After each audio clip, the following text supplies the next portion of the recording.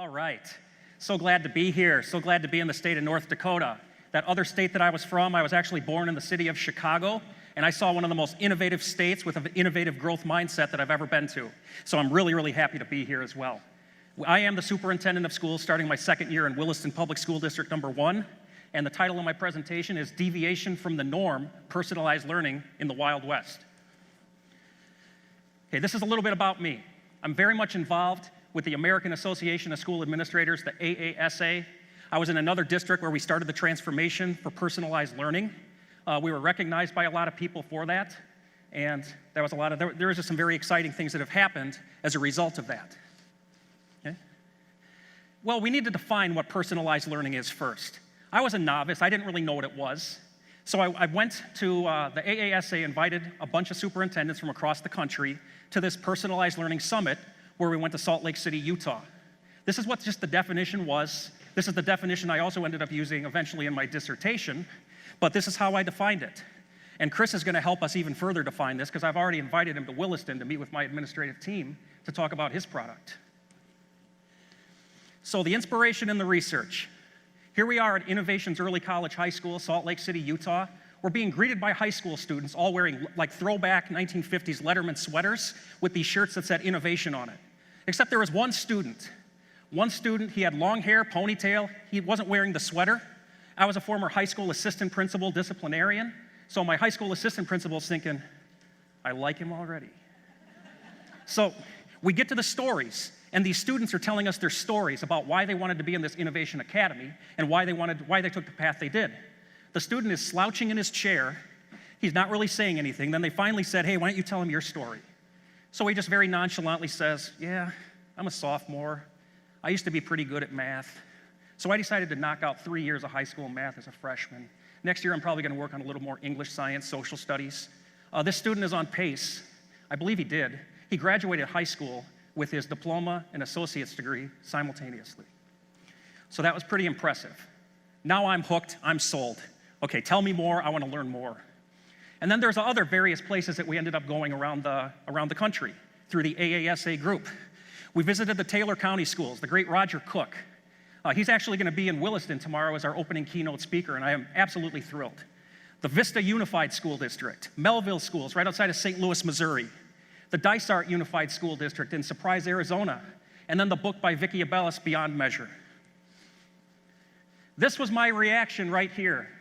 This was my reaction to when I first saw personalized learning.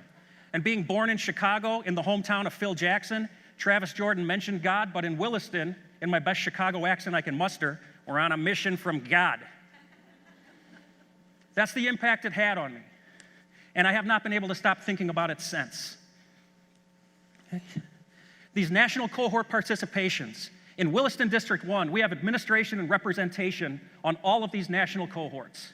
I just returned from NCERT, the National Center for Education, Research, and Technology. Just blown away by what they're talking about when it comes to mental health awareness and social emotional. And this is what students' reaction was. When I first came back, way back from Innovation's Early College High School, and I visited the district where I was still the superintendent, we decided to survey our students, and there were some very compelling responses to the open-ended questions we asked. The first question we asked was, has anybody ever asked you what you thought about your education? 42% of our students said yes. The other part is what was the most profound, because that meant 58% of our students said, no, nobody's ever asked us. It's like education has been done to us. This is what you have to do. This is how you have to do it. That was a wake-up call. And then we followed up with the question, I mean, what do we want to ask what do our students need? Well, we discovered that our students wanted more voice and choice. We discovered our students wanted more project-based learning, opportunities to work in groups, work with their hands. They wanted to be able to work at their own pace, and obviously more technology. This has been resounding, and when the students are engaged with those types of questions about, has anybody ever asked you about your education and what would you do to change it, these are the most resounding responses that we've received. So here we are in Williston now. There's 3 buzzwords that we're using in Williston that really define who we are and what we stand for. We're a safe, innovative, caring school district. Those are very important words right there, safe, innovative, and caring. And these are our 3 overarching themes. All of these, in some ways, have been applied to advanced ed and all of our building plans for advanced ed, as well as our district plans. We want to provide a technology-rich learning environment with flexible seating where students can work at their own pace. We may be changing the word work to learn at their own pace based on some feedback we've received from some students this year. Our high school students are now getting provided with real-world learning opportunities. These real-world learning opportunities are extension of the curriculum where they can go into the workforce. And this year, we're going to be planning how we can divide all of this into career clusters, expand our alternative programming, because let's face it, we have a lot of non-traditional kids in our schools too. How does each student learn best is the fundamental question we need to be answering as educators every day for every student. And then we want to provide facilities that are conducive to 21st century learning, where we have critical thinking, good communicators, collaborators, and just kids who are very creative. So how did we get there in Williston? What are some of the steps we took? What are some of the most important things we can do as educators to get people to understand this? We were involved in the Innovation Academy with NDCEL, Dr. Flowers. Scott McLeod was just a fantastic facilitator. He really opened up a lot of doors and inspired a lot of people up in Williston District 1. The acceptance, again, into these AASA national cohorts. I cannot speak more highly of these cohorts and the doors that they have opened. In these cohorts, you go and you collaborate as a group of educators from all over the country, and then you end up going and doing a site visit to the most cutting-edge schools across the country where they're doing these things and doing them well. And this is a big thank you also from DPI. The allocation of Title IIA professional development funds to help us bring teams from Williston to these site visits to where we can see it for ourselves. It is so much more profound when you bring a team, a cross-section from your district, and they can actually see it in action, they can see the kids learning in action, they can see the teachers teaching in action, and then they can take what they see, bring it back to the district, replicate, and apply. There is nothing I've seen that's more powerful when it comes to professional development. We've had numerous discussions across the teams. How can we continue pushing the envelope? How can we continue on our path of deviation from the norm? And what are some things that we can do to make that happen? And of course, if you're the leader of the district, you have got to give your teachers and staff permission to take these risks without fear of any repercussions whatsoever. And we did that immediately in Williston District 1.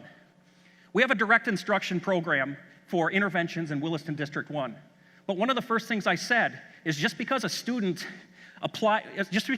tests into direct instruction doesn't mean that's how they learn best. And we have a moral obligation as educators to reach our students in different ways, especially in the year 2019. And then the innovation. We brought a team to Dysart Unified School District. Dr. Gail Pletnick just retired from there recently. She was one of our past AASA presidents. We brought a 5th grade team to this Innovation Academy. I had a team of 5th grade teachers, to be specific, and they took notes about this thick in a 3-hour period of time. This is January. I visited their classroom. I've always made periodic stops into the classrooms. So I visited their core. Here's what I saw in a huge classroom with flexible seating. I saw a group of students on Chromebooks over here collaborating, doing a writing assignment. I saw a student working on science. I saw a student right here, in April, mind you, has already finished 5th grade math, and he's getting ready to start 6th grade math. I saw another student over here who's working on just English language arts.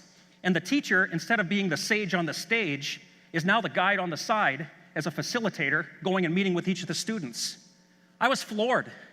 This was only 3 months after we did a site visit to a school district, another school district. I would have thought they were doing this for 3 years. So the transformations can happen extraordinarily fast if you equip your staff and equip your teachers with the ability to do so. And then we establish internal building tours. One of the things I did in my previous district, it was my favorite thing. We would have once-a-month building tours. We would have teams of educators. I'm just going to tell you, I wasn't a superintendent in the Chicago suburbs, but we had a lot of Chicago suburban teams of educators coming and visiting us. My favorite panel, we had 30 minutes where we brought students in from 2nd grade all the way through 8th grade. They would just sit at a table with name tags. We never knew what questions the students were going to be asked, and even better than that, we didn't know how the students were going to respond to the questions. Talk about authentic. What we did find out, though, is our students are going to be absolutely honest and completely reflective about how they learn best.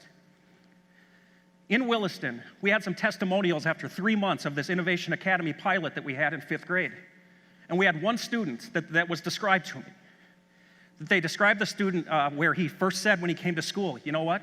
I don't like school, and you're not going to like me. Well, here we are now in April.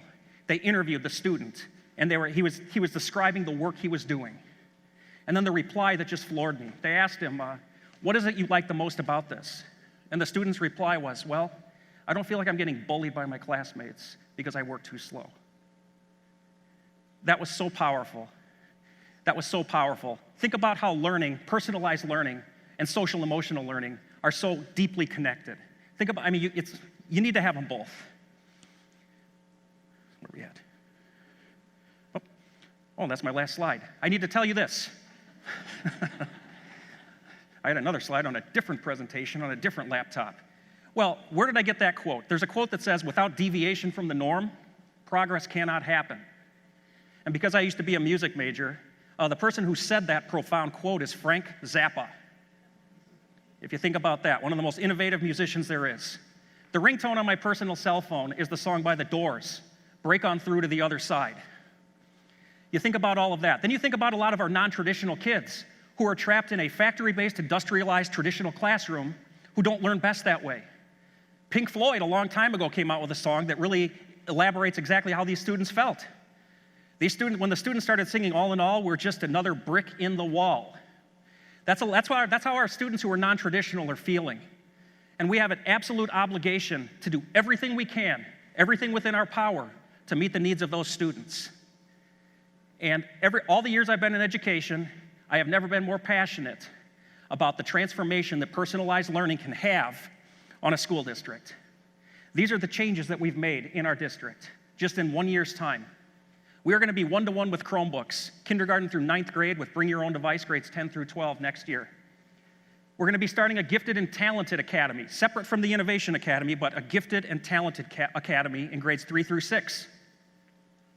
We're going to be piloting self-paced learning, and this self-paced learning is going to be in our K through 4. We have an elementary where we have 2 sections in every elementary that are going to be doing this. Our Innovation Academy is going to be a 5-6 pilot beginning next year. Eventually, it's going to be a 5 through 8.